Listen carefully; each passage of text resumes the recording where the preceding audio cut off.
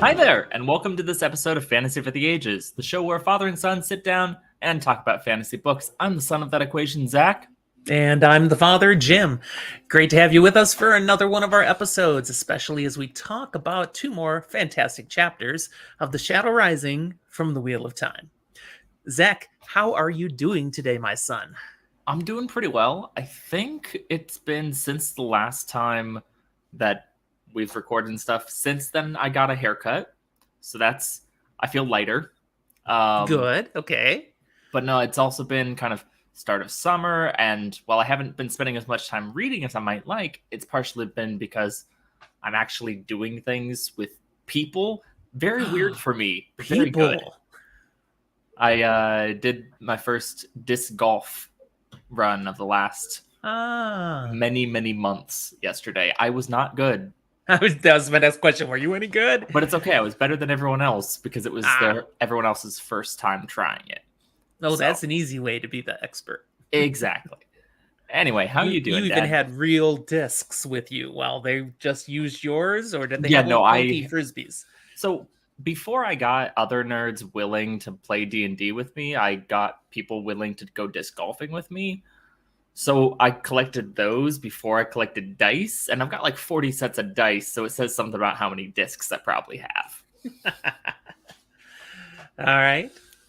Well, you asked how I'm doing. Of course. I'm doing fine. It's a nice weekend. The weather has been very rainy the last 2 days, which is just ironic because we had beautiful days this week.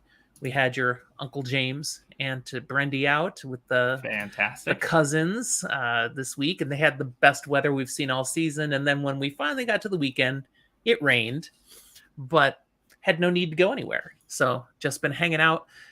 Your mother had her birthday on Friday, so treated her out to dinner, and then yesterday went and got her birthday present. She wanted a new desk, a work desk for the bonus room. It's for her sewing machine, so her crafting station. She's got a nice little new workstation. She's very happy.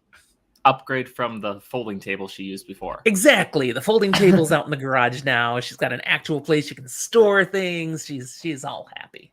Yeah. Should I feel bad that I forgot to mention that the day before Mom's birthday was Rachel's birthday, and so we celebrated that too? Yes, you should feel bad now, but only if Rach listens to the episode openings. I remember to wish her happy birthday. I did. So and did I wished Mom. Good. Yay. No one's in the doghouse. Yep, nobody forgot. All right. Well, I see you're drinking something. What would that be in front of you today, Zach?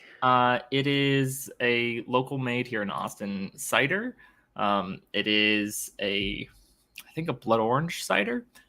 It's fairly tasty, and I was like, I should put this in a glass instead of just drinking out of the can. It'll look nicer. So I did. All right. But you've got something a little more complex for us, yes? I do. I'll talk about that in just a moment. I want to reference something from our previous episode. Our previous Watt episode. Your mother does watch the beginning of some of our episodes just to, see what we talk about in this random chit-chat time. Okay. And you were drinking out of your big beaker. And she sees you raise it, and she's like, holy cow, he's drinking so much. And it's just the beaker. It's very funny. But then did talk. It was the Coke and vodka. Yes. It also is a coffee mug of size. Yeah, it was funny. Well, I finally had the time to get back to creating a Watt tale. Woohoo! I've even got it in my nice Wheel of Time glass. Making wheel glass. We like it. And this is themed with something we'll be talking about today. I've called it Couladin's Envy. And it's much sweeter than Couladin, but definitely as sour as him. It's got an ounce of Midori, an ounce of vodka, 3/4 of an ounce of triple sec, half an ounce of bourbon, and then about an ounce of sour mix. You can put a little more in if you want. Shake it over ice, strain, and enjoy. And it's got that nice kind of topical, almost greenish look for the Envy. I like it. Absolutely. Thanks to the Midori. It's almost too good for Couladin, but still, green with envy. I like it. Well, before we move into our episode today, let's talk our content. let's just touch base on some of the things we are enjoying beyond the Wheel of Time. I've noticed there's so much really good stuff to watch right now that for fantasy and sci-fi nerds, it's like almost overwhelming. Yeah, it's a Um, little hard to keep up with all the content and actually do all of the content. yeah, I'm not keeping up. Oh, not a I mean, chance. I am current with Obi-Wan Kenobi that Disney Plus has dropped. I Have am you? as of today as well. Yeah, first 3 episodes, which I believe is halfway through. I think it's a 6 episode run, and it's really good. I've been enjoying it. Of course, I'm working through The Expanse. We do plan an episode on The Expanse eventually when I'm done watching the TV series, and we've got a couple guests want to come on and join us for that. To talk about the books and the series on Prime and all about it. But I got to finish the series. I'm only on season 2. There's 6, so you've got a little bit of binging to do. Yeah. I haven't finished Picard yet, and season 2 of Picard is already done, so that's waiting. I'm like 3 seasons behind on Star Trek Discovery now. Some of these are harder because your mom doesn't get into that many seasons behind there. Yeah, because isn't there 4 seasons of Discovery now? I'm gonna be honest, I don't know. I only got partway through season 2, and your mom wasn't interested anymore. I think that's where I was. Maybe I started season 3. I don't know. See, there's so much. It's a blur. The Orville. Are you familiar with the Orville? I'm aware. I mean, it's kind of a sci-fi comedy drama. That's Seth MacFarlane thing.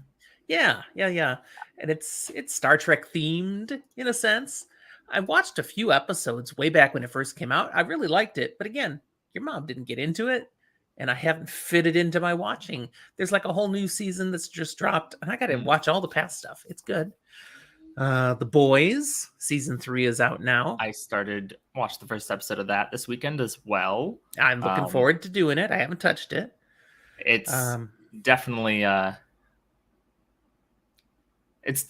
Boys. Okay, and definitely not content your mom would want to watch. Not so much. Stranger Things season 4 has dropped. I've watched the first 2 seasons. Yeah, I never watched. If I ever watched season 3, so I got to go back and watch season 3 so I can watch season 4. It's so overwhelming. Even one that I've been watching right now, The 100. Season 4 is out on Netflix. I never finished season 3.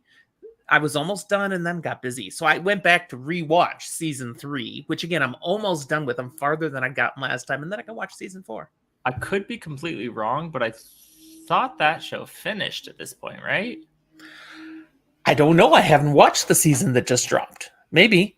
I think and I might even have my years off. It might be season 4 and 5. It might be 5 and 6. That one is a pretty big one. I'm pretty sure it's so much it's out there. Honestly, there's more content in there than there were in the books, which is and we've got wild. Great stuff coming. I mean, the Lord of the Rings series is coming up fairly soon. It ought to be good. They spent a lot of money on it. Yeah, I mean that doesn't always mean it's good, but we can hope.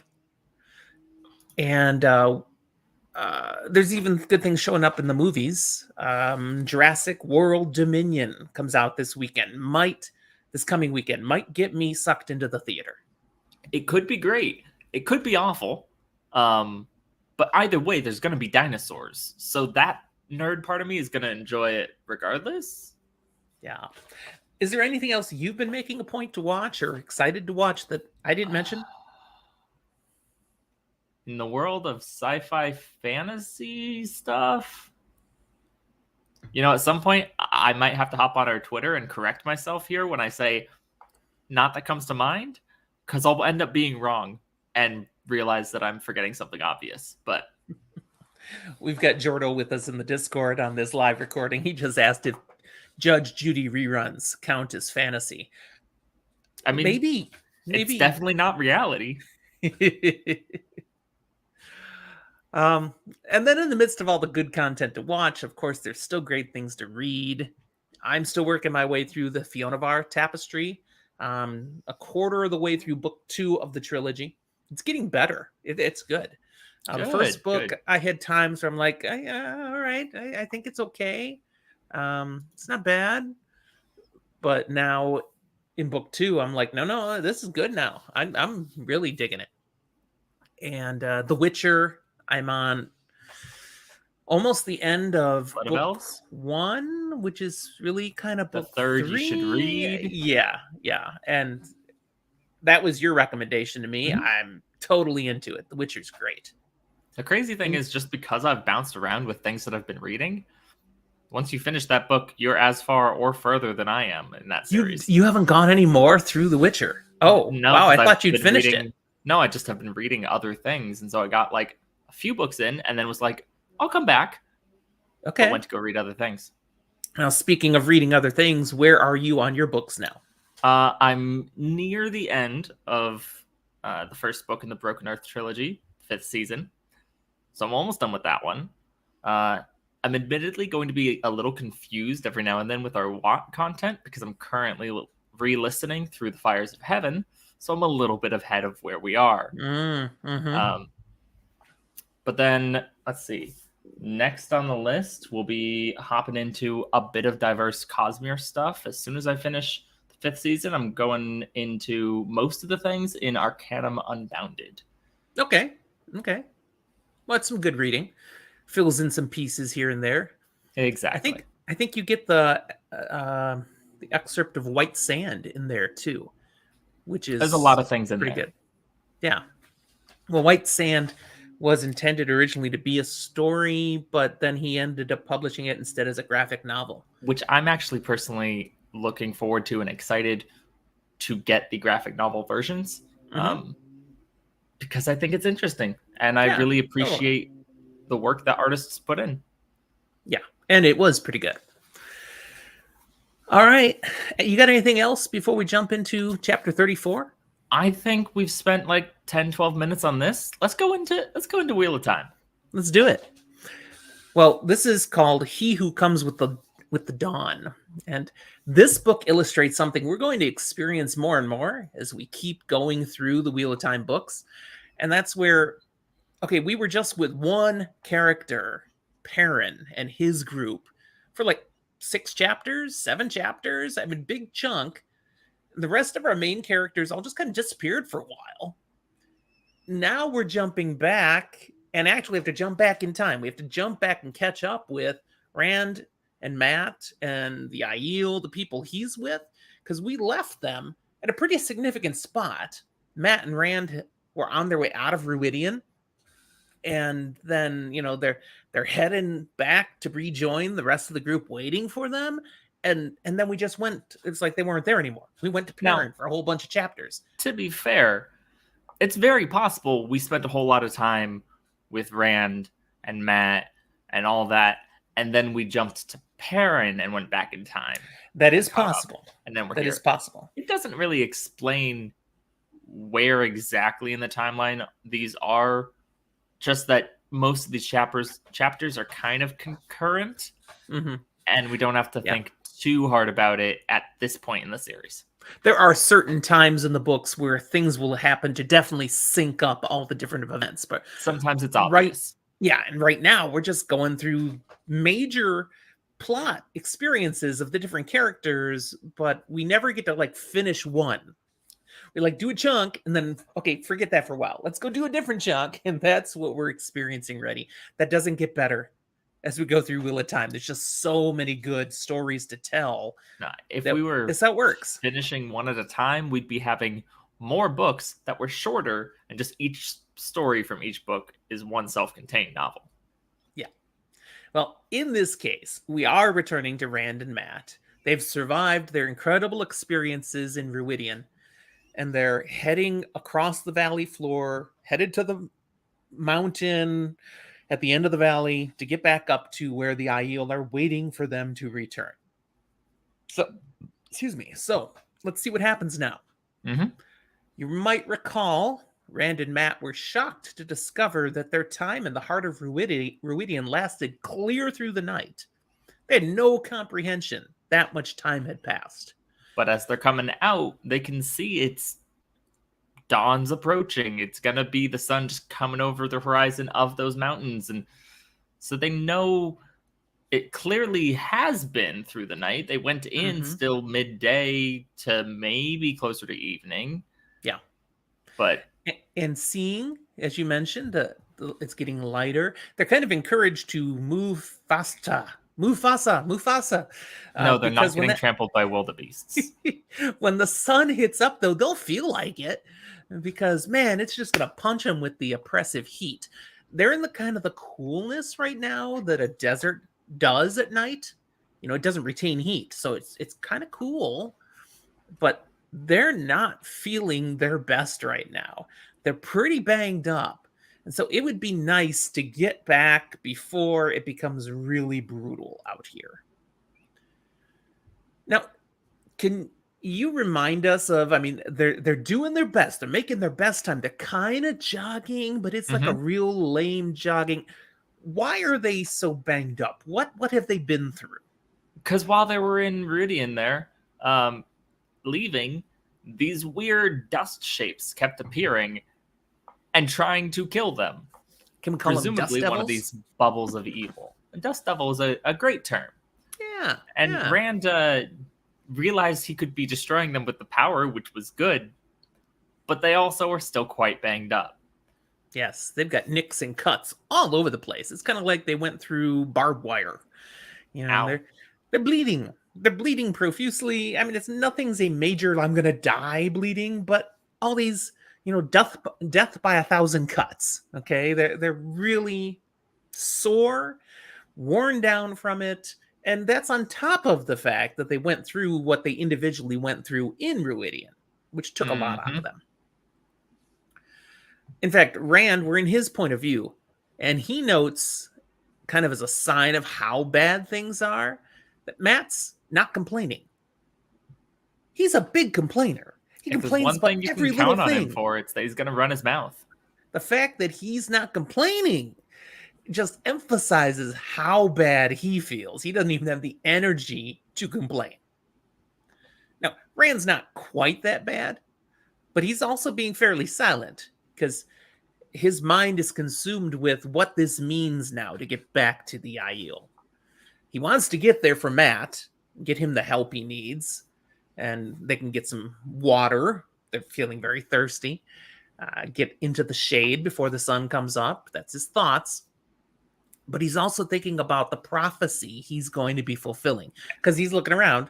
Okay, it's going to be pretty on the nose here that he's going to be he who comes with the dawn. It's a term he knows. It's a term the Aiel are looking for. They were like, I think it might be you. It's looking like it might be him. Right. And then he thinks of the other things he's heard with that prophecy. Specifically these words. He will bind you together. He will take you back and destroy you. Rand, yeah, that's rough. He dreads the idea of destroying anybody. There's been enough already of fighting and destruction around him. He doesn't want to break things. I mean, he's got a history. He's the dragon. He broke the world. He doesn't want to break things. So he's thinking, what is this going to mean? But at the same time, he acknowledges he must be what he must be. He's got to fulfill his destiny. Because what's the alternative, Zach, if he doesn't power through? Well, if he doesn't power through, if he doesn't successfully Dragon Reborn, I guess, and face the Dark One in the last battle, well, he's seen it. Flicker, flicker, flicker, over and over and over again. And each time, he doesn't win. I win again, lose therein. Yeah, he does not want to see the Dark One win. That's the alternative. He's got to do what he's got to do. By the way, I'll take a side comment here to mention how much I appreciate when you are on an episode with me. Oh, okay. Oh. Those who are listening to all of our content know that there are some Just Jim episodes that get dropped out now. Yeah. I don't get to drink as much. Oh. I get parched. I feel like Matt and Rand coming out of Ruidian because every time I take a moment to drink, there's just silence. And so what I'm hearing is you like me being here so that you can drink more while I talk. Yes. Cool. Now, there was one of my Just Jim episodes that Jordo was with me, and he was like almost as good as you. He had so much he's throwing in. Oh, I bet he was better than me, I'll be honest. Except I had to read all his comments. So Hmm. so it was still not letting me drink is the problem. So thank you for being here, son. Okay. All the things he's been doing, Rand, and experiencing so far as the Dragon Reborn. Sorry, I just saw Jordo's comment. I am he who comes with the dawn every time I bring home the dish soap. We use dawn, so I get that.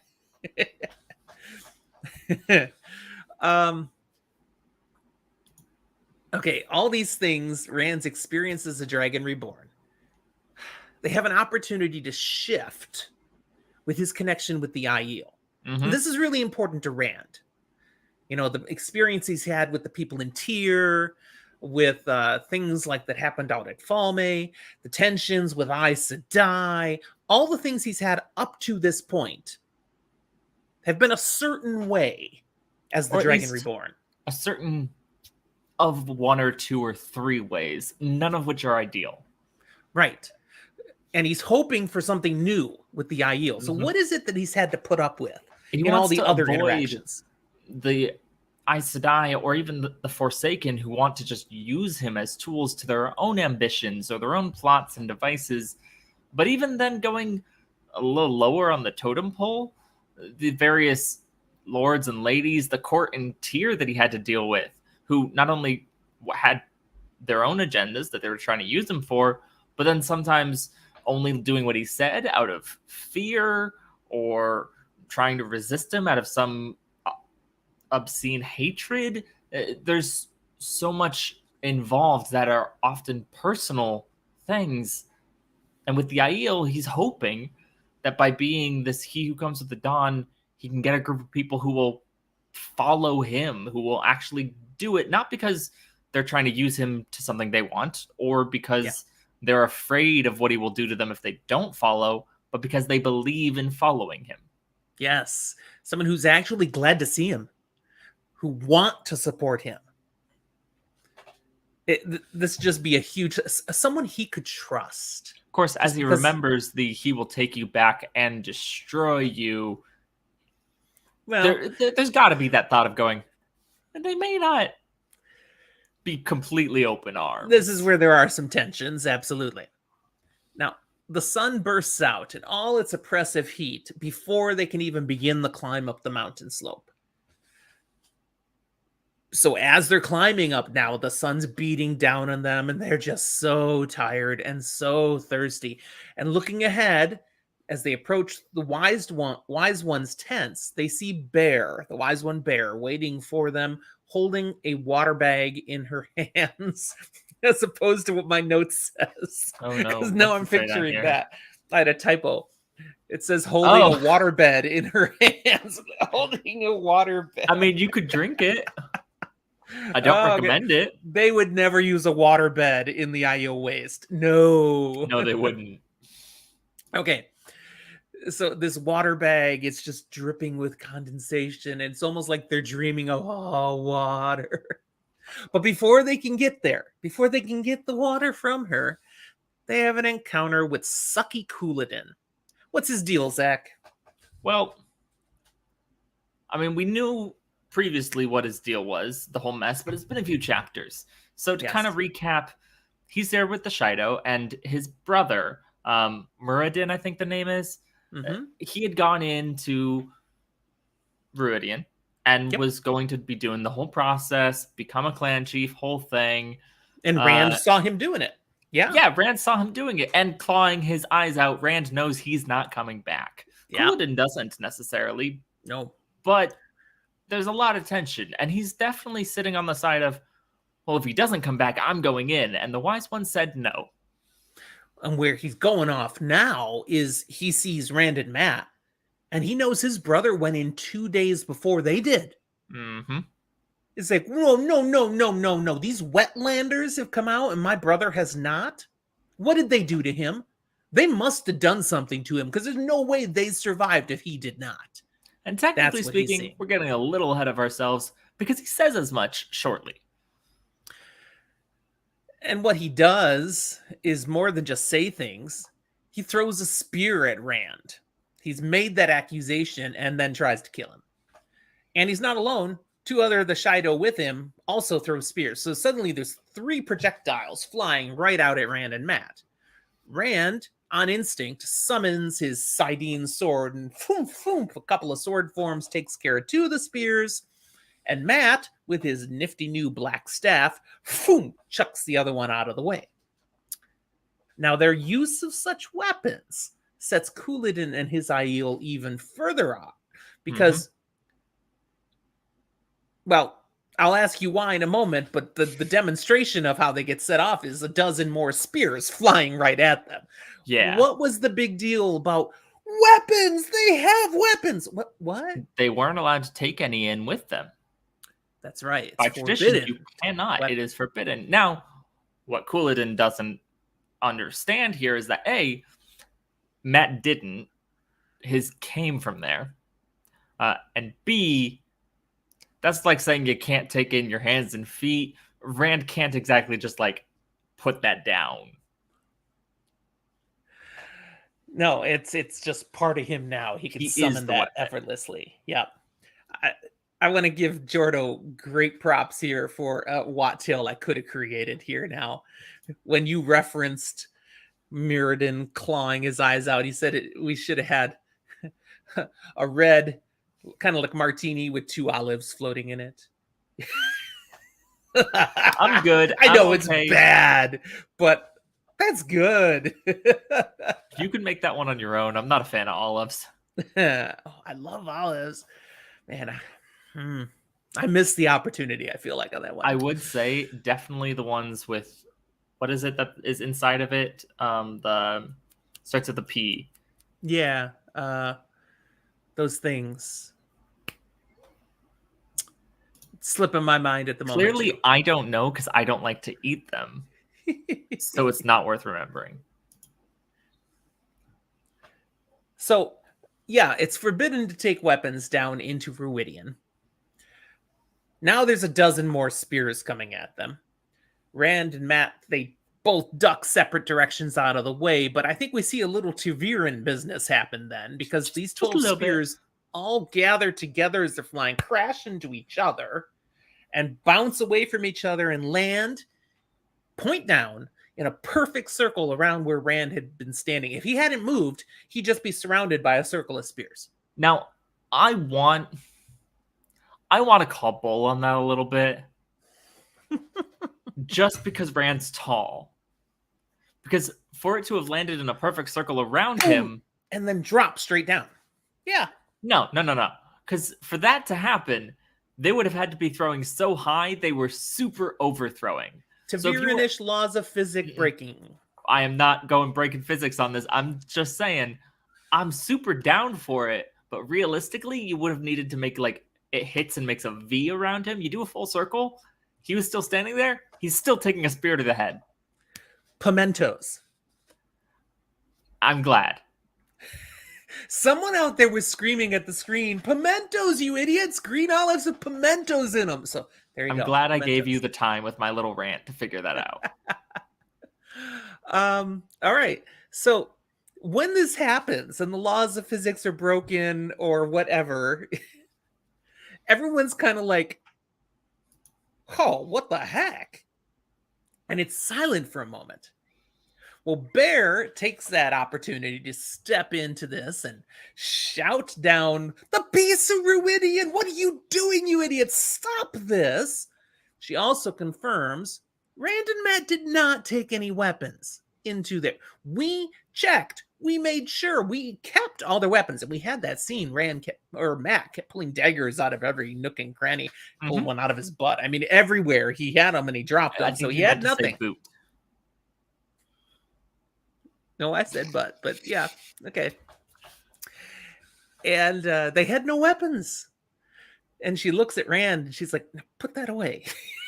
His glowing Sidene sword. It's like, "Yeah, put that away." So, okay, that's gone. And then she does turn on Matt, and that, "You found that?" He's like, "No, I was given it. I paid for this. I earned it. And no one's taking it from me." And she's like, "Yeah, okay, fine, yeah."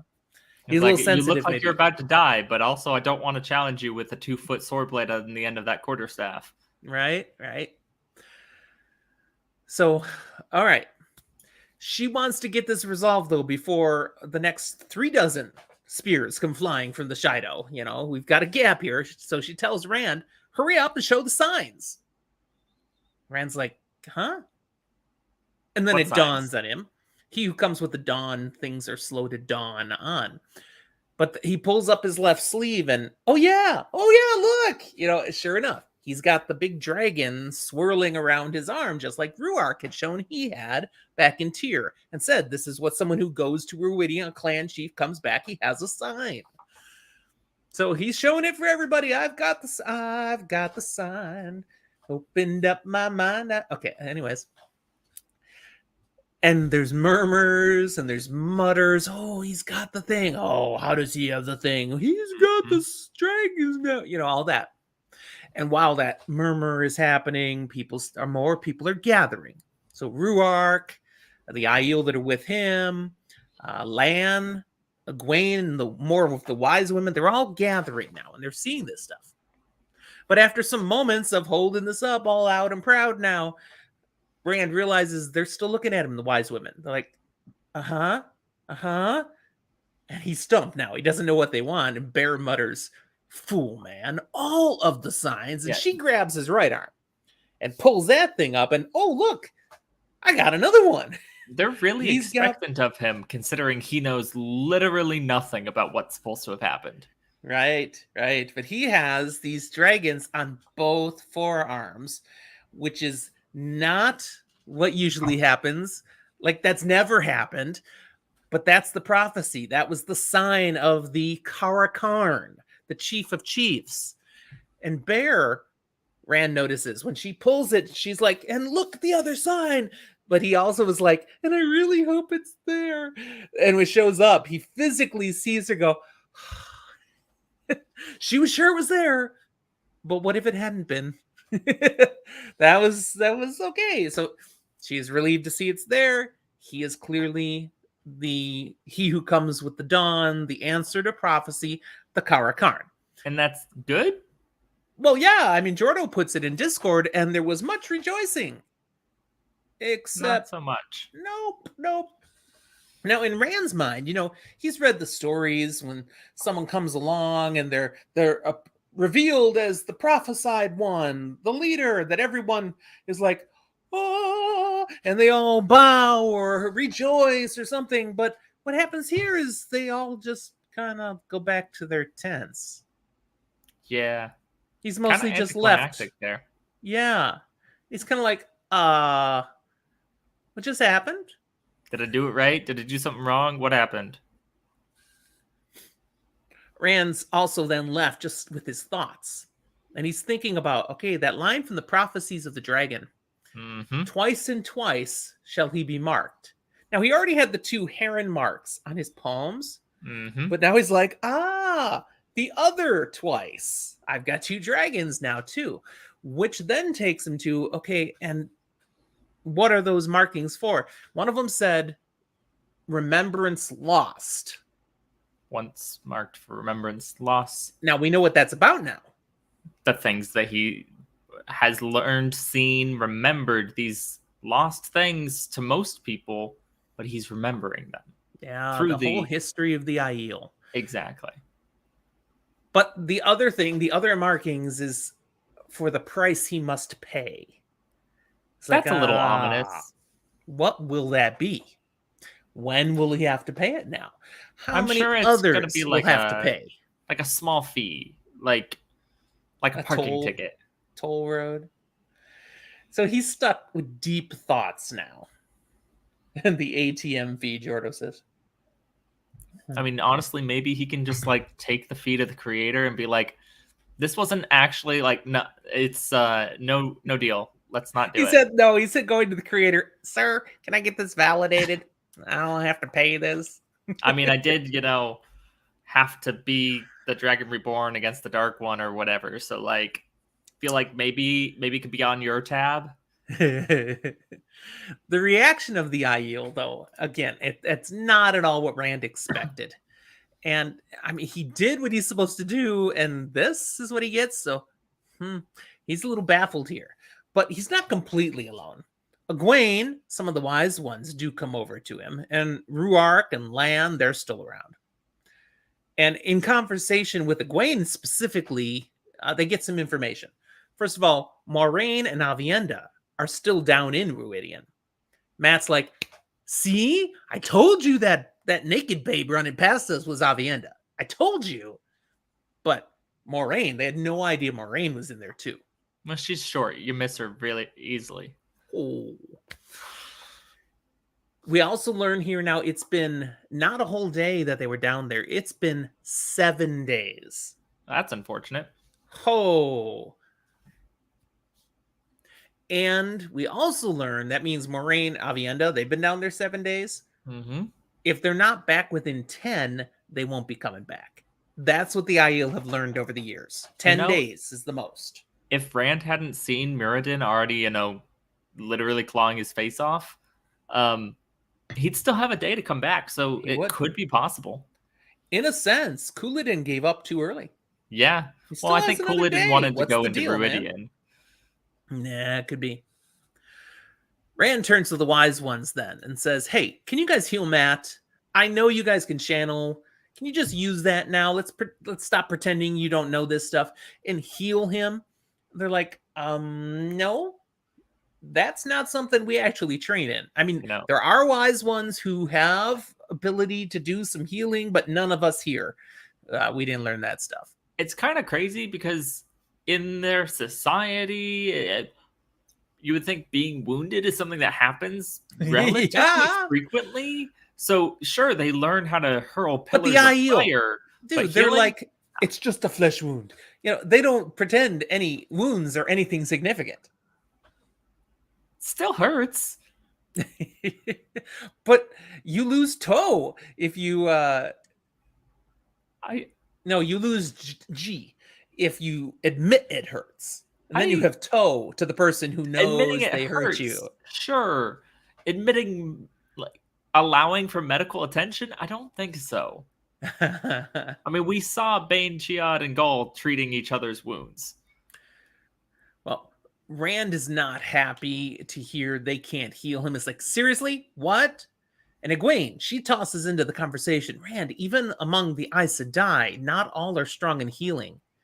The best are Yellow Aja, but then she references even Sheriam, the mistress of novices. The best she can do is heal a scratch. Okay, this is not a thing everybody is capable of doing just because they can channel. I mean, for that matter, Rand can't do it. Oh, we don't know that yet. Well, he didn't just turn to Matt and go, I'll fix you. Oh, good point. If you need me to cut someone, I can pull up a sword, but yeah. I really feel bad I dissed you on that now. It's like, dude, you can channel. How come you didn't heal him? Yeah, good point. The wise ones said, well, let's get you to our tents and we can give attention to you. Ruark, take Matt to your tents and you guys can work on him. And Rand's like, wait a second. No, he comes with me.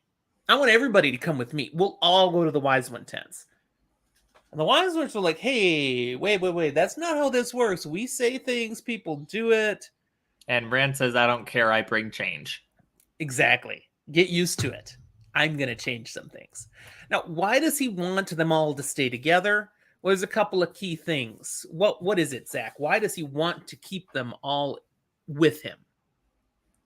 Well, honestly, I think the biggest thing is as he moves forward, as he's doing the plans that he wants, he has this picture of the Aiel being a people who can lead and that can follow him, and he can't fall into what he's experienced in the past. And he sees too much of Aes Sedai manipulation in these wise ones. Yeah. We need to set the tone now. I'm not going to hop to your tune. I'm going to set the agenda. You're going to work with me.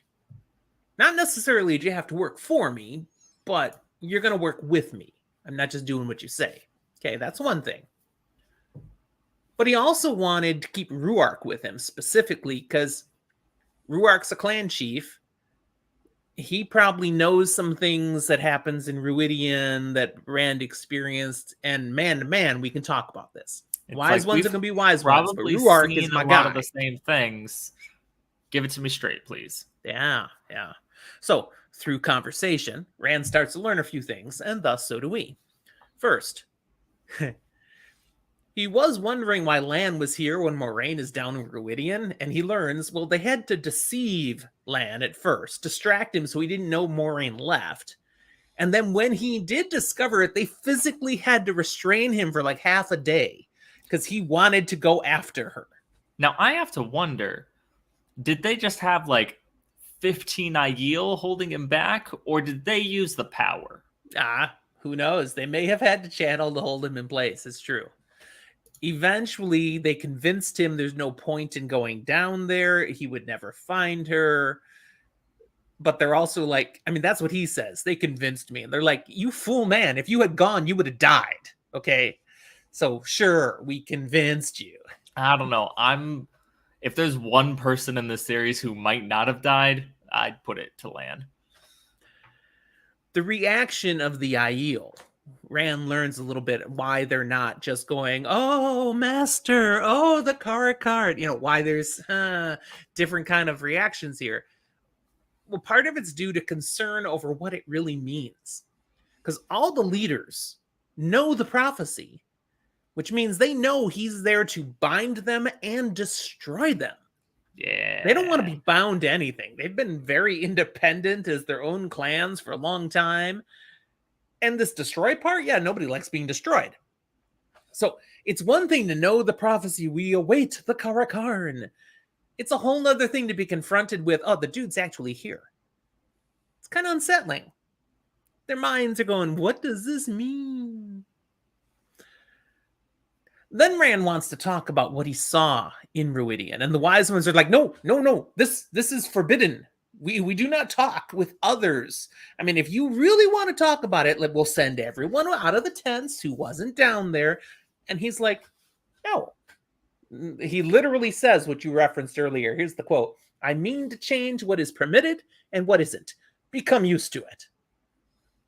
Ooh. Which is incredibly rude of a way to put, like, he didn't have to put it that way, but to a certain extent, I don't blame him, because he's literally tired and bloodied and going, I am too tired to deal with this bullshit.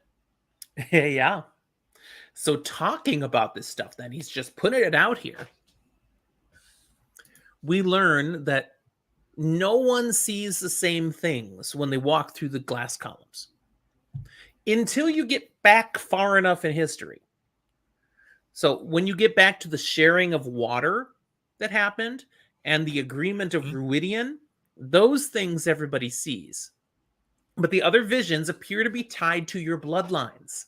You're actually following back and experiencing things through your personal ancestors. Which, to a certain extent, I go, you're doing that the whole time. But you go far enough back, the lines... We have shared ancestry. Tend to trace together enough. It's like, right, if we go far enough back, person or that person or that person or that person, but this is the person that's important for everyone to see from, and everyone shares blood with them. See, if we had that personal experience, we'd all see Noah's Ark. We'd all end up there.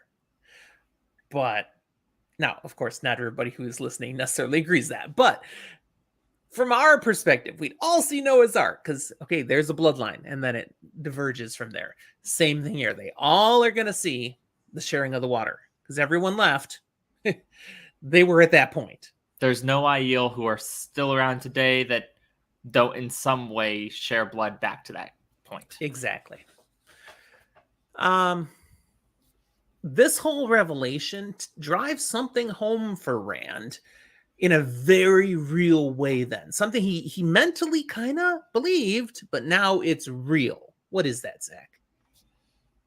Sorry, he's seeing his I own was reading bloodline. Discord.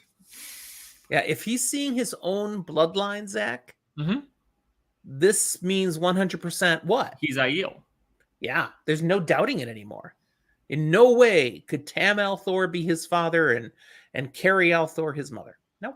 And the wise ones told him as much because he claimed blood when he was wanting to go in, and they told him no, the other way around. It's not your mom. Your dad was Aiel.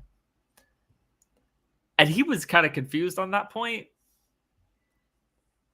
But maybe we'll learn more shortly. Indeed. Also in this conversation, we get confirmation that sharing of water thing that was seen was the ancestors of the people of Cairhien showing kindness to the Aiel.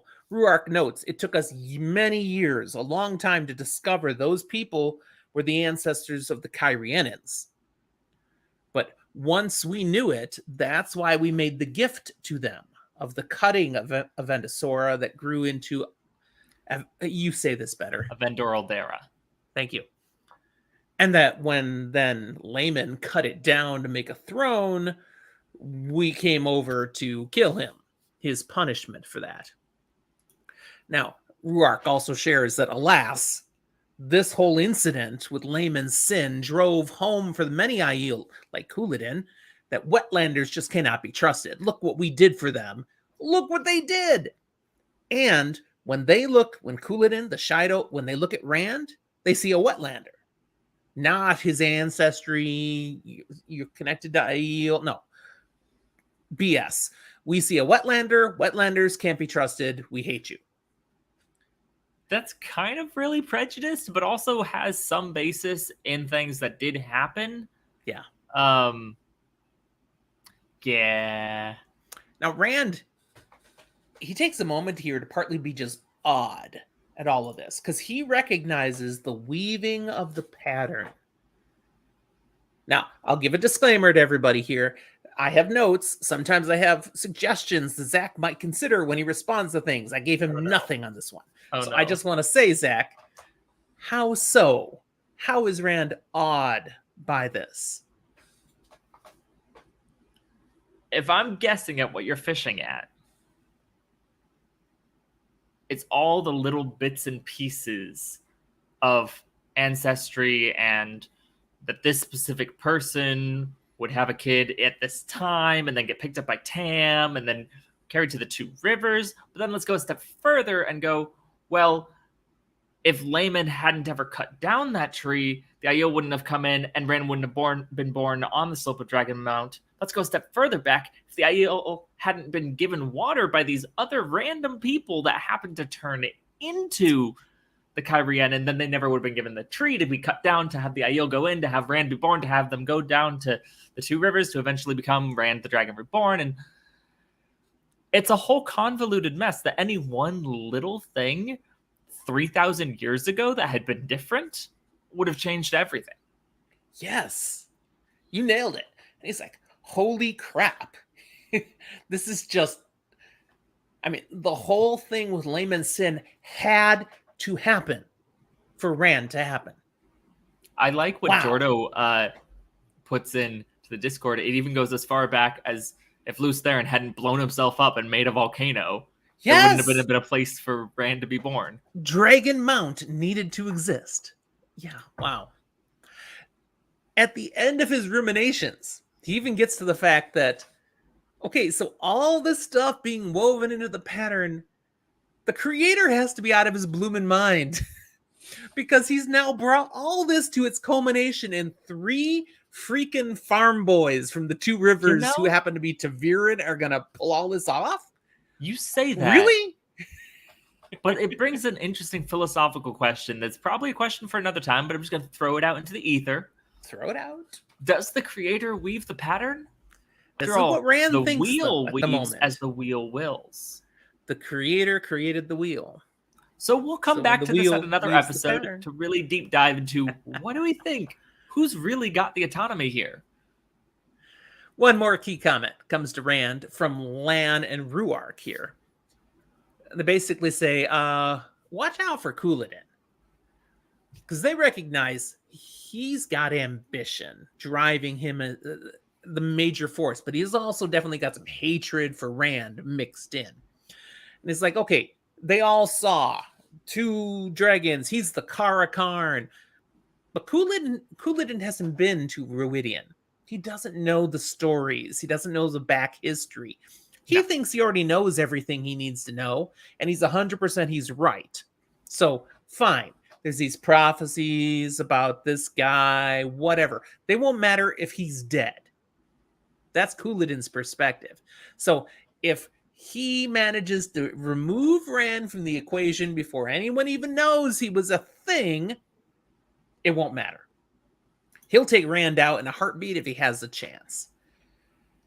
And Rand just shakes his head a bit. He's like, they should have been right there for me when I was revealed as the answer to prophecy. But nope, that's not how real life works. Yeah. Yeah. Real life is it's a stinking mess. People are messy. Yeah. Now, they make it to the Wise One's tents then. Rand and Matt's wounds are being tended to. But even as that's being done, the conversations continue, and we get to a plan for what's going to happen next.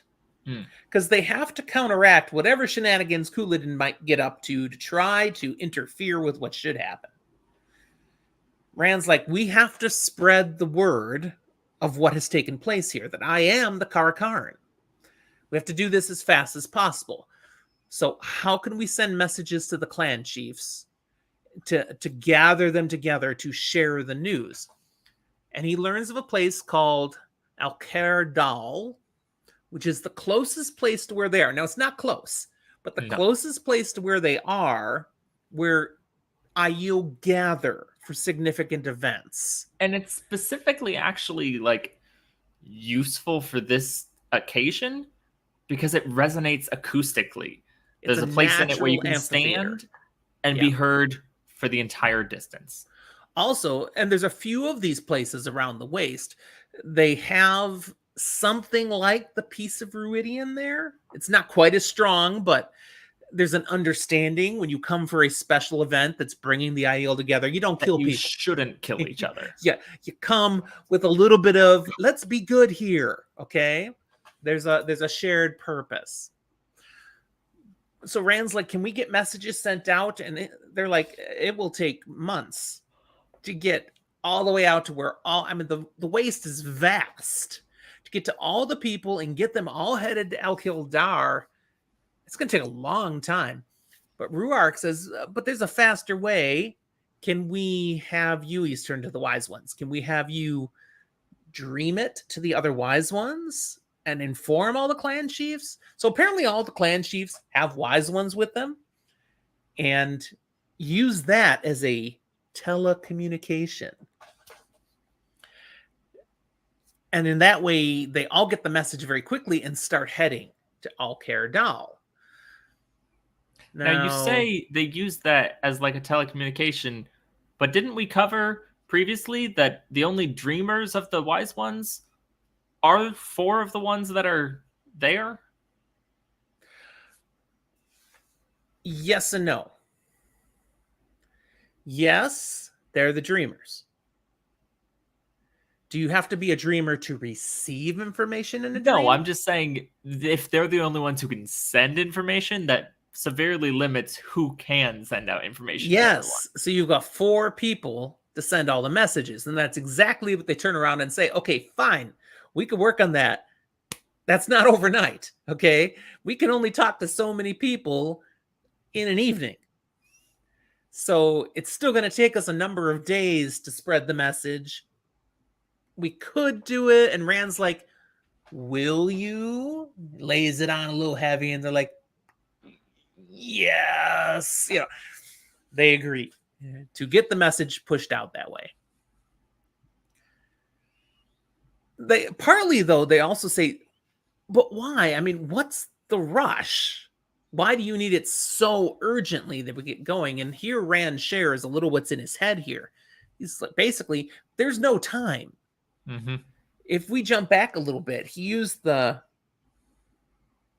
portal stone to jump them to Ruidian, and it was all about time. He's trying to stay ahead of the Forsaken, who have their own plans going on. And he says to them now, there are still 9 Forsaken out there somewhere. Some of them want to kill me. The others think they can use me. They're scheming, they're doing things, and I have to stay 2 steps ahead of them if this is going to work. So the Aiel, we have to get them to rally behind me as soon as possible so that I can then move on to addressing the next tasks that I have to do before the last battle. And we don't know how much time we have left. I can pretty much guarantee you we don't have as much time as we need. It's probably within the decade. We gotta move. And it'd be nice if we had like 40, 50 years still. Don't think we're getting that. So, ironically, flowing for this conversation, Rand then shifts to talk about something totally different for a while. And now for something completely different. He takes time to segue into something, completely different. He asks about his parents, specifically about his mom. Now, if you remember earlier, Egwene had asked because they had made comment about seeing his mother's eyes, in Rand, and she wanted to know, and they said, no, that information is for Rand. And for him to choose what to do with it. But Egwene happens to still be in the room when Rand actually says, tell me about my mother. So it turns out if she had just waited, she wouldn't have had to ask. So here we get some details. Let's share these. These are really, really significant details. To be honest, we won't go too deeply into. Yeah, some of them are so significant, we can't tell you why. Spoiler light. Okay. First, the Aiel first came upon Rand's mother as a golden-haired young wetlander in silk, riding a fine mare and leading a pack horse straight out into the waste. Now, if it had been a man, they would have killed him, entering the waste, unwelcome. No, you die. It's a death sentence. But this was maidens of the spear that found her. And if you remember, they don't kill women who aren't attacking them. If she they're was armed. Then she had no weapons other than little belt knife. They saw that. So they just stayed out of sight and they observed. And they watched as she kept going on and on into the waste, even as her animals died, even as she ran out of food and water. She just kept on going until she literally collapsed from thirst and exhaustion and could go no more. Then they approached her and they gave her some water. Took a day to bring her back to where she could actually talk, and they asked for her story. What's the deal? And she gave herself the name Shail, which is Old Tongue. Not her real name, but it's the name she went by. That's right. It specifically means woman who is dedicated. The Aiel knew that. No other name. That I am Shail. She spoke to them of having abandoned a child and left a husband who she didn't love, but she wouldn't say anything else about where she'd come from. They sense, though, and they mention here now, she never really forgave herself for leaving her son behind, having to abandon him. Nope. Now, having to ties to the fact that she came to the Aiel Waste like this specifically to find the Maidens of the Spear because of an Aes Sedai. Gatara Moroso had a foretelling that disaster would befall Shail's land and her people, and perhaps even the whole world, unless she did this. She needed to drop everything and tell no one and just head out to the waste to try to find the maidens and become a Maiden of the Spear. Now, I need to ask, because I don't remember at this point in the books, have we heard the name Gatara Moroso in a different context yet? I'm asking you and Jordo because I'm not positive. And if not, I won't say anything. Because we read the whole series, we've totally heard her name. Have we heard it to this point? I think so, because Rand seems to think he's heard the name. And I believe Egwene's heard the name. I wouldn't be positive on that one, actually. But I know Rand has, because he was told a little of the backstory of why Swan and Moraine knew to look for him. Yes, and that's where I was going with this. So Gatara Moroso was an Aes Sedai who had the gift of foretelling, and she had prophesied when he was born. Well, apparently she'd prophesied more earlier to get the ball rolling. So It's because of her that Shail left everything, headed out to become a maiden, and she has the information in this prophecy that she may not return to her lands until the maidens go to Tar-Valon.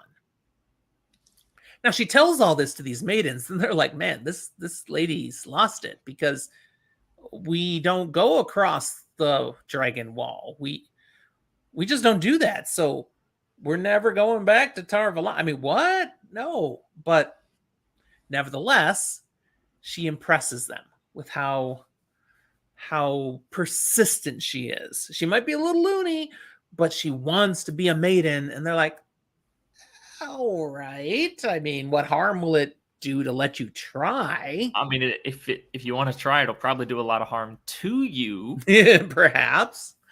She surprises them, though, and within a year, she accomplishes the task. She has met all the requirements. She has risen to the level of being welcomed and adopted into the Chumai Sept of the Tardad Aiel as a maiden of the spear. Because, truthfully, she is true to her chosen aim. She is dedicated. Yes. And you know Aiel, they don't throw pity or a little, we'll throw you a little bone because you tried so hard. No, you have to earn it with the Aiel. So she became a maiden of the spear. And from the story, Rand infers that years later, she finally does return with the Aiel to Tar-Valon, because it's 3 years after she became a maiden that Laman cut down the tree and starts a war. So as part of that war, somehow she ends up dying on the slopes of Dragonmount, giving birth to him. Now, he wants to know, okay, so tell me more. Where is all this coming? How does my father come into this? And so we learn about Rand's father, Janduin. You say Janduin? That's how I say it. How do you say it? Jonduin. Jonduin. Could be. Janduin is what's in my head, but Jonduin. I'm down. I'm going to go with whatever.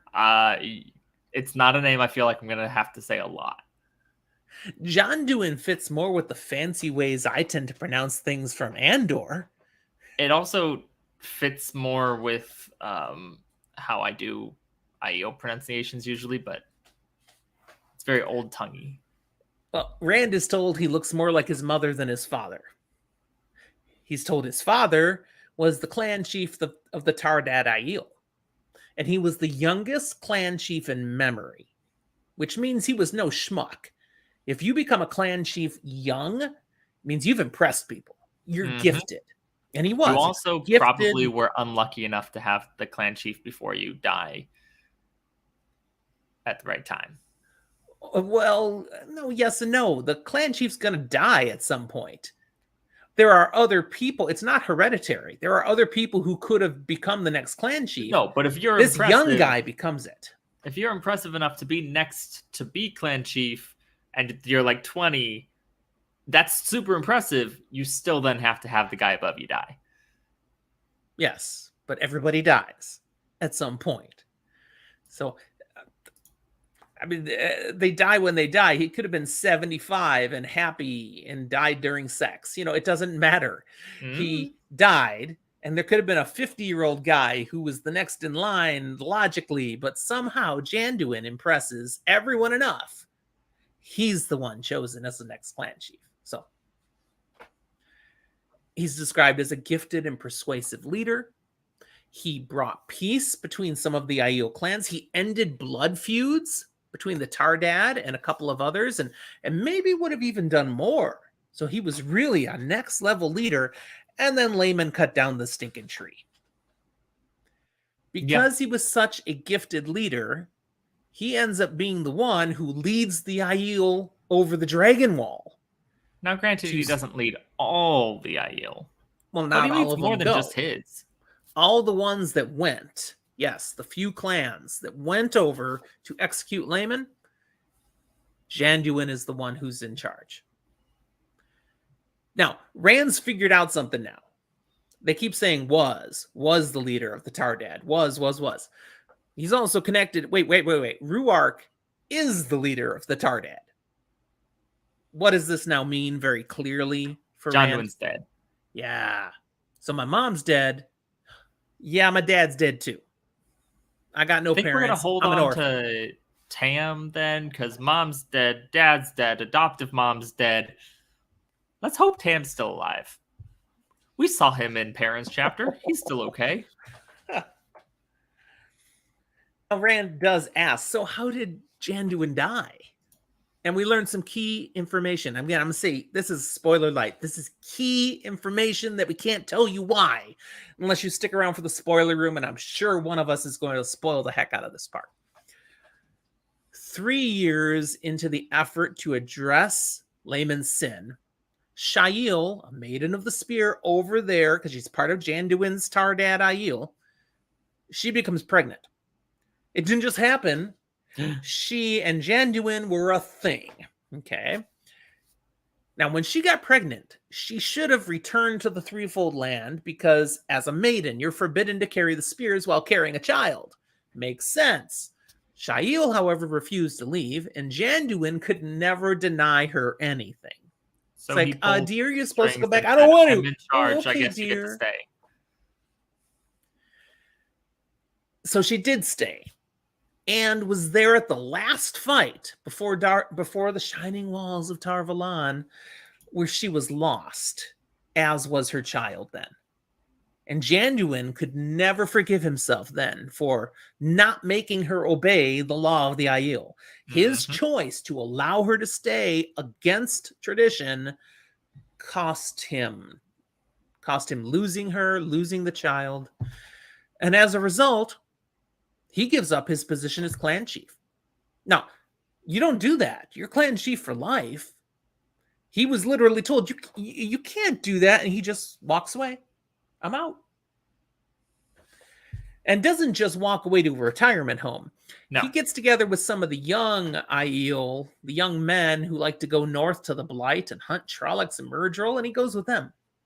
He's going hunting. He's going to the retirement home known as the Blight. And some of the men he was with return later and share he was killed. But not by a Trolloc, not by a Fade. He was killed by a man. And a man who looked like Shail.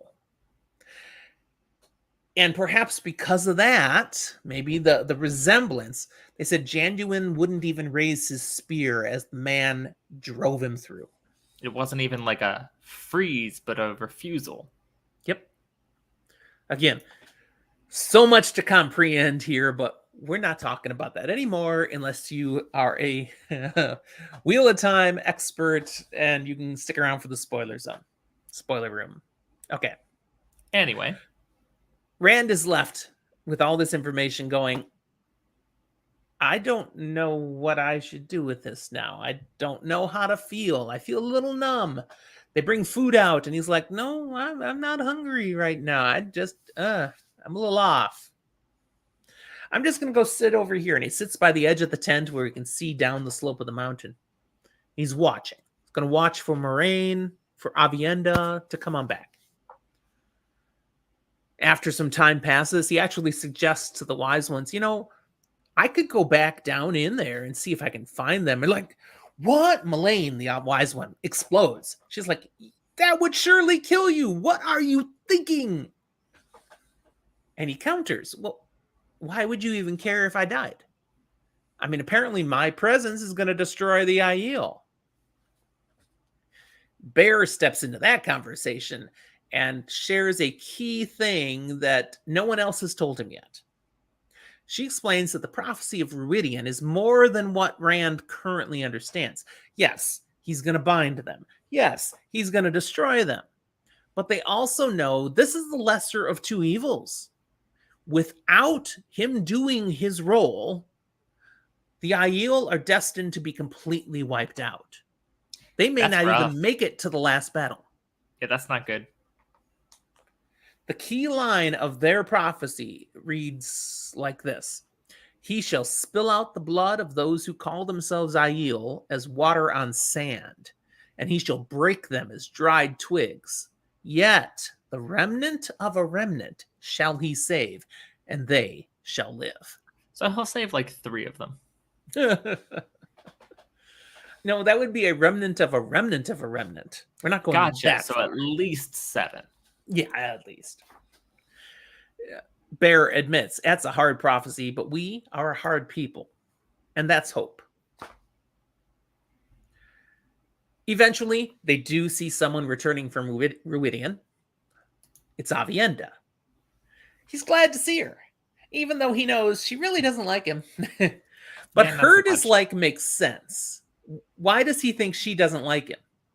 It, as far as you can tell, is kind of all tied up into that Elaine mess. Yes, and she's friends with Elaine. She thinks he hasn't treated Elaine right, so, doesn't like it. But when she sees him, she freezes in place, and her stare at him could have burnt him to ash. And it dawns on him, oh, yeah, she's seen those visions now. She knows what I truly mean as he who comes with the dawn and is going to wreck things now. So she's got brand new reasons to hate him. Okay. She knows things. Yeah. The wise ones, they scurry out, they gather her up, take her into the tents, and the next time we see Avienda, she's dressed like a wise one. And she hates it.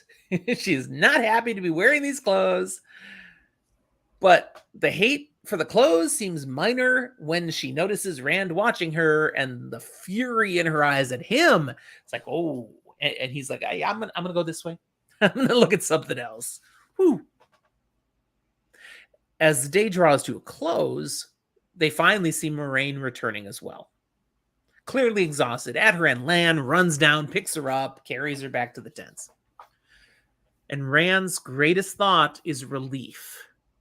Not that Moraine's back, but that's 3 days saved. They might have had to wait 3 more days, and now they don't have to wait anymore. Now they can leave tomorrow. Time is everything.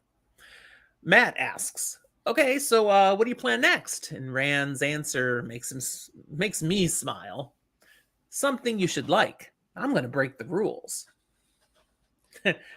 Now, I also chuckle when I look at the text and I see Rand say, no, I meant, what are you going to do next now? You want some food? Mm-hmm. Matt's very practical. He's hungry. Always but is. What is Rand going to do next? We're not going to talk about today. That's a different chapter. This is where this one stops. But we do still have another chapter today. We do. It's shorter, much shorter. Chapter 35 is called Sharp Lessons. And we're jumping over to Egwene's POV. She's got some learning to do. Where did that come from and why? Don't ask. Just don't ask. Accept and enjoy. I have to ask because I see it in the notes and I saw it in the notes written as a planned thing you were going to do. And I don't get it. Why? It just made sense to me. Perhaps because she's being stupid. We open with Egwene being stupid in Teleron Riyadh. Keeping her word and also breaking it. Yeah. She's in the heart of the stone to meet with Elaine, but there's a problem. What's the problem with her being here, Zach? Well, she said she was going to meet them and do this regularly, and so she's keeping her word. But the part where she's breaking it is she told the wise ones she's not going back into Teleron Riyadh until they give her permission that she's safe enough to do it. Right. And she did not get that permission yet. Nope. Now, there's a moment of humor at the initial part of the chapter because when Egwene arrives, Elaine doesn't notice her. Elaine's already waiting there. But Elaine at that moment is dressed as a sea folk woman dresses at sea. And Egwene is quite surprised. Mm-hmm. Why would she be surprised at the way Elaine's dressed? What's wrong with the way Elaine's dressed, Zach? Well, we're going to start with the less obvious and say she's wearing pants. Then we're going to move to the more obvious and say that that's the only clothing she's wearing. She's completely bare-chested. And it's likely there's some piercings here and there as well. Yes. It's definitely an interesting look on Elaine. Mm-hmm. When Egwene makes her presence known, Elaine gives a little leap of shock. And as she comes down out of that leap, she's instantly wearing more modest, appropriate clothing, covering everything as she would more regularly wear. And she explains right away, I was trying out the sea folk style just to see how it felt. I mean, it's not like I could ever go around like that in the real world. And Egwene asks, so how did it feel? And Cold. Elaine's like, cold, actually. And also kind of like, people are always looking at you. That's kind of how I felt. Which, she chuckles, is kind of funny for poor Tom and Julian out with us on the Sea Folk ship, because half the time they don't know where to look, because half the crew are these half-naked women. Remind us of where Elaine is and They are where she and Nynaeve are currently headed. aboard a Seafolk Raker heading towards Tanchico, the city where they hope to find some black Aja that they can hunt down and capture. Yes. Now, this moment is the first Egwene hears that Tom and Julian were with Elaine and Nynaeve. She knew Elaine and Nynaeve went on the mission. But they're with you? How'd that happen? And she learns that, well, Moraine sent Tom along. Rand arranged for Julian to go. Okay. Elaine asks, speaking of Rand, how's he doing? And Egwene gives a full report and everything we've covered in these past chapters. And it's absolutely tinted with Egwene's perspective of him being a stubborn, mule-headed fool, not listening to the wise ones, and all and that. Also at the very end of it, concern at how hard he's become. As hard as Ruark and Lan, maybe even harder. And Elaine, her reaction to that is not what Egwene wants. Nope. She's like, of course he is. Rand is a king. And a king must be hard to do what is needed for the people. Because sometimes that even means decisions that will hurt people. You have to be hard enough to make those kind of decisions. In this circumstance, Elaine understands the difficulties that Rand is kind of trying to force himself through, while Egwene is still looking at the farm boy she grew up with and wanting that Rand. Yeah, Egwene does not care for Elaine's perspective at all. She's like, well, we're going to differ on that one. They talk about the revelation that some of the wise ones can channel. Egwene has learned the wise ones find every last woman who has that spark in them. The ones that in the wetlands often turn into wilders. It's like, no, we find them all. No one suffers a wilder's fate. No one dies from channeling sickness. They also find all the men who can channel. Mm-hmm. What do they do with the men who can channel? They go try to 1v1 the Dark One. Yes. Up they or go. At least they run up to the Blight and the Blasted Lands beyond and try to take out as many Trollocs and other Shadow Spawn as they can before eventually they succumb themselves. Yeah. They're never seen again. They go out fighting. Egwene also shares the information that Avienda is one of those women with the spark who can channel. And Elaine's like, of course. I should have realized it as soon as I recognized the kinship I was feeling for Joran. And then's like, crap, I promised her I wouldn't say anything. And my first opportunity to talk to someone, I blabbed it out. He's like, all right, well, I guess talking to you, you're like a sister. You'll keep it secret. Okay, here's the deal. Sea folk have people who can channel too.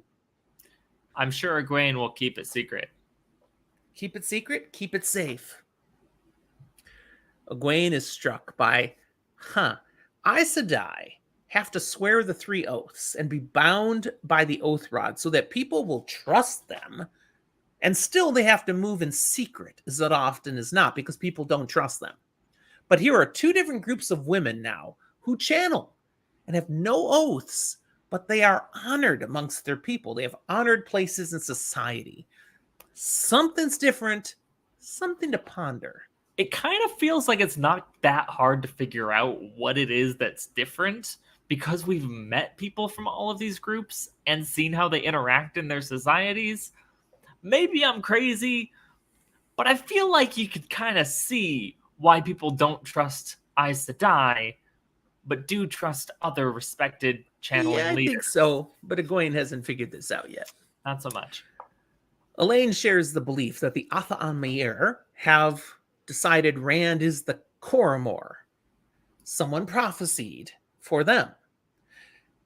She also says, and they believe the Aes Sedai are serving Rand, and I haven't corrected that misconception. But she does think as soon as they have enough time to spread the news of Rand being the Coromor, all the sea folk will be ready to do whatever he says. Yeah. I'm sure Egwene that'll happen. shares. Yeah. Egwene shares. Okay, it's been great to connect on all of this, but I need to get out of Teleron Riyadh now. I've already been in too long tonight.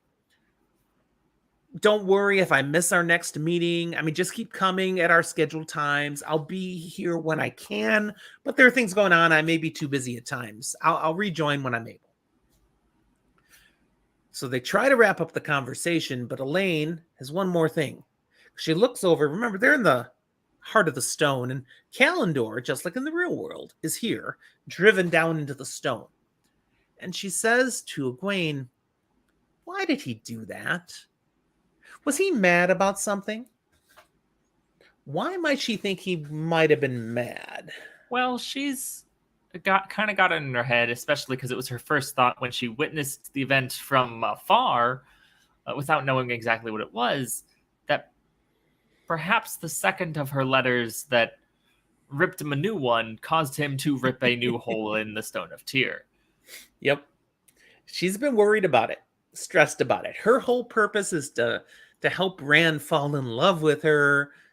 Granted, did she misstep? There's did a little screw piece up? of her that does hope that it is because of her, because it means he cared enough that he got that upset by it. But before Egwene can fully answer and they process all of this, Egwene gets yanked out of the dream. She's suddenly back in her tent, on her bed, and finds Amis sitting cross-legged beside her. And Egwene, she's like, angry. Did you do that? Why did you do that? And the reaction she gets is, yes, I did that. And with the power, she feels herself grabbed by her ankles and yanked up in the air, hanging upside down. Her shift falls to her armpits. It's like, what the heck?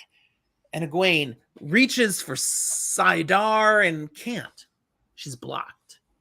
There's a shield.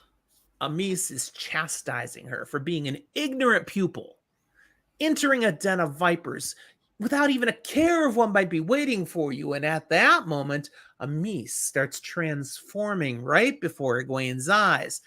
Skin becomes scales, mouth elongates, sharp teeth, stretches open, reaches forward to bite Egwene's face off, and Egwene shrieks in terror and wakes up again, clutching at her blankets, screaming. Or did she wake up again? Is it still a dream? And there's Amis still sitting there, cross-legged in the shadows, but this time glowing with Saidar. Egwene again reaches for the power and still finds herself blocked. Shielded. What just happened? I'm gonna keep throwing that in there because technically the terms are different. Which what? Blocked versus shielded. But it says blocked in the book. Her way to it is blocked, but she is shielded. Yes. Just because blocking is a thing that Nynaeve has to deal with. Egwene doesn't.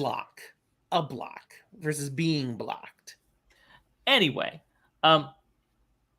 Amis apparently in some way, shape, or form thrust Egwene into a nightmare of her making. Yes.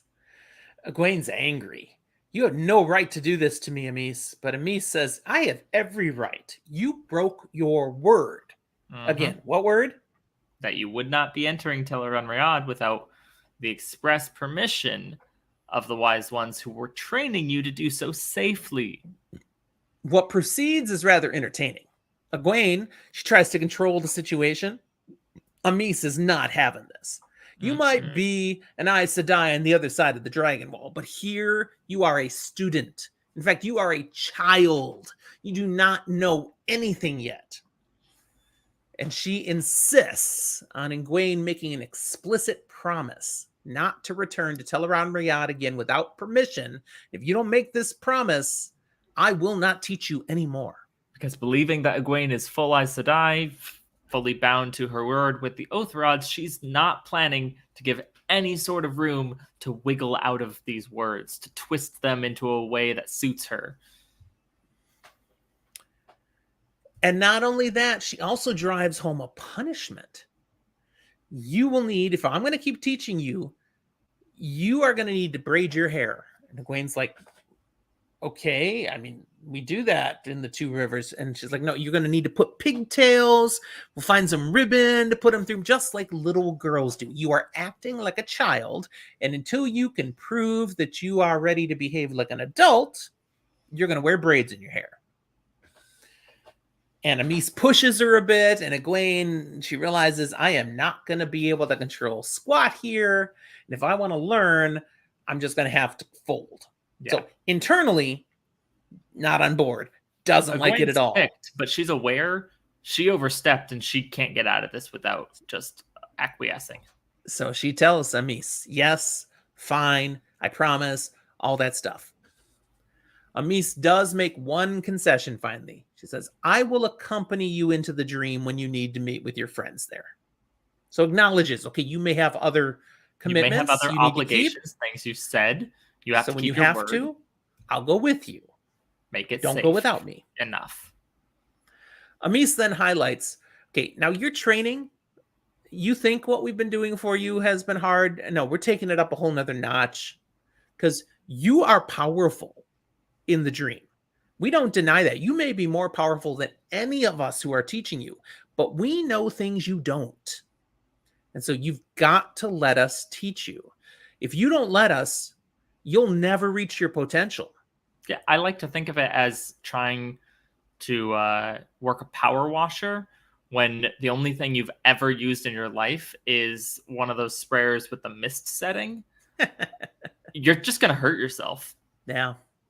Egwene thanks her for still being willing to teach, and in fact, for pushing her harder, because she says, I'm afraid we're running out of time. I have to learn as fast as possible. And Amis agrees. Yes, time may be short. And in fact, that's part of why I'm here right now. There's women's business for us to discuss tonight. I came to collect you to be part of the conversation, and now we're late because of this silliness until around Riyadh you were doing. So come on. All right, so she grabs a blanket around herself, followers are out of the tent, where it's really cold. Again, desert, nice, do that. Cold. And they reach another tent, and Amis starts taking her clothes off and tells her, do the same. So now they're stripping naked out in the freaking cold. But once the clothes are off, they duck into the tent, and instantly sweat pops out of every pore. It is it's really hot in there. She finds a number of women, including Moraine, Aviendha, all the other wise ones. They're all sitting around this large iron kettle filled with sooty stones, and Aviendha occasionally scooping water onto it. Psh, steam all over. Basically, what is this tent? It's a sauna. Yes. And they're all wonderfully hot and sweating and cleaning out the pores, and it's very relaxing. Why are they here? They've come to discuss what to do about Rand. Egwene's partly, what do you mean, what to do? I mean, he's the one that was prophesied. They're like, yeah, we know that. And let's put that to the side and now worry about what we're going to do about him. In order to help our people survive, we need to help Rand. And to help Rand, we need to know what Rand's going to do. He needs to be guided.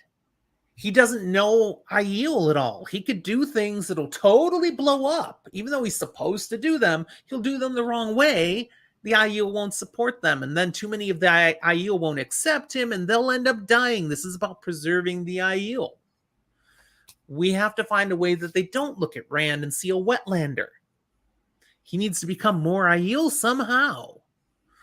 Good luck. And somebody's got to be close enough to him so that he maybe will share what he's thinking, what he's going to do, so we can have some advance information and prep the clan chiefs, try to keep everybody on board. We can't help him if we're in the dark. So what I'm hearing is we need to teach him and spy on him. And they already do this all the time, by the way. This is how they handle the clan chiefs. This is how they try to help the Aiel as a people do well together.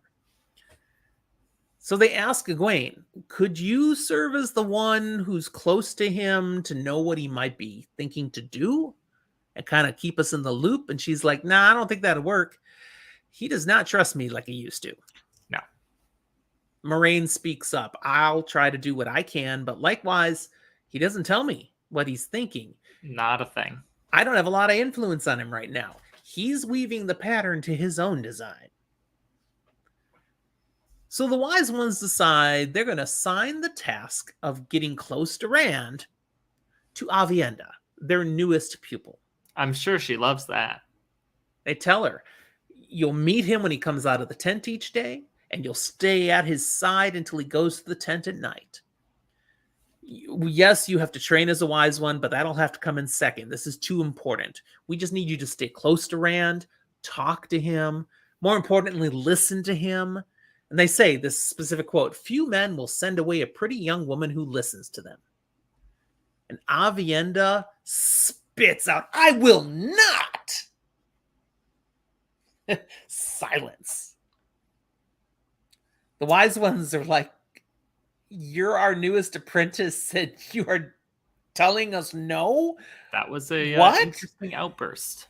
This is not what happens. They have no understanding of why she's reacting this way. Avienda thinks Egwene thinks she does. She says, Avienda, no one's asking you to betray Elaine. Just talk to Rand. And Amis demands to know, what reason? Why would you resist this? Avienda just says, I don't like him. I hate him. Hate him. She's so vehement, even Egwene is shocked. It's like, what? The wise ones respond, basically, we don't care. Yeah. We're not asking you to love him. We're not even asking you to sleep with him. Just listen to him. And at the end of the day, they're not asking. Yeah, they're telling, and us. you're going to do it. Now, Egwene tries to coax Avienda into it, while the wise ones start loudly discussing punishments they'll heap upon Avienda until she does what they say. Egwene is the one who succeeds. She references Elaine again. Says, you promised to look after Rand for Elaine. What better way to do that than by staying close to him and reminding him as opportunities come up of what Elaine has said? Avienda concedes, okay, I'll do it for Elaine. The wise one's like, no, girl. You're going to do it because we said so. If you want to cling to some other reason, we'll whip that out of you pretty quick. You're doing it because we said so. The chapter concludes with the comment that they can simply, now that the business is done, take some time to relax and enjoy the steam and silence. Have you ever done a sauna, Zach? Yes, though personally, I've kind of relatively recently found the joy of like a steam shower. It gets the same effect, but it's a little more personal. And to me, dream home, the shower is going to also have a spout for a steam shower, because why not? Okay. Am I ever going to be able to afford that? Probably not, but maybe. Someday. I have done saunas, not for a long time, because I don't like them. You get sweaty and gross. You are not supposed to do them for long times. Yeah. Don't need it. Don't miss it. I will say I do enjoy a certain level of almost historical accuracy to this idea of the sweat tent. They don't reference it, I think, in this chapter exactly, but there's a tool for like scraping off the dirt and sweat. Yeah. Real thing that historically was done. All right. Well, this chapter wraps up then. We've had that silence for a while, and then Egwene, who's sitting next to Moraine, she quietly asks her about Ruidian. And we learn that what Moraine learned, the visions she had, they're actually fading. They're mostly gone. But she's left with a few nuggets. One is that it reinforced some of the things she already knew. Mm-hmm. And it revealed to her some other truths that are a little harder to take. But they all connect with the fact that she's already given her life to finding the Dragon Reborn and having him ready for the last battle. So what's got to be done? is going to get done. She will do whatever it requires. And that's the end of the chapter and the end of the episode, except for our spoiler room. So if you're a first-time reader, thank you for listening or watching, and we will see you next time. But now is your chance to hop on out before we spoil things for them later on in the series. That's right. And again, first-time readers, we definitely invite you to look at the show notes, find all the ways you can connect with us. We'd love to know you more and talk more with you about this stuff and about other sci-fi and fantasy you enjoy. Find us on Discord, Twitter, Facebook, Instagram. Check out our merch shop, and even consider seeing what we offer on Patreon as extra ways you can be connected with Fantasy for the Ages. But until we talk to you on the next episode you listen to, we'll just say we'll talk to you later. So where are we going? The spoiler room. Ooh, we get it twice again this time. Spoiler room. Is it 3 times?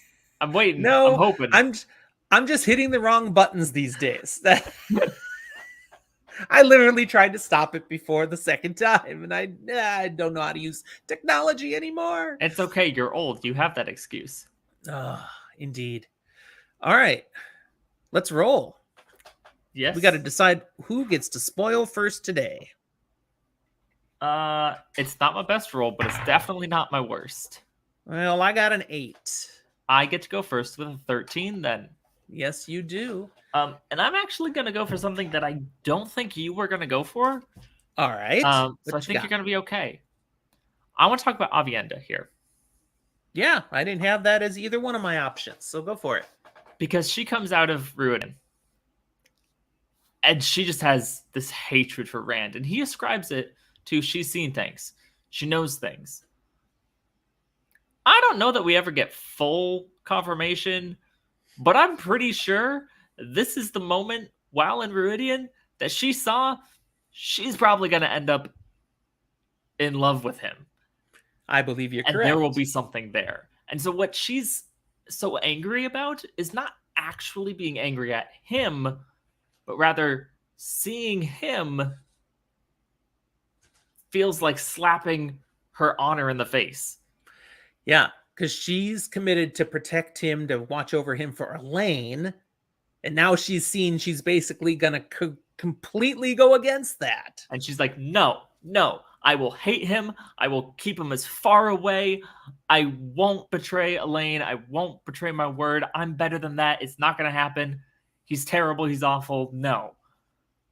And pretty much the entire rest of their interaction until we get to a certain point is you see these little nuggets of moments where it's almost really endearing seeing her actually develop feelings for him if you pay attention, but hating it and resisting it. She doesn't want every step of the way. Yeah. I think is really cool. And this is exactly when she finds out, because we know the test thing she had to go through and experience was something like the accepted test. The Terran-Grials were described similarly.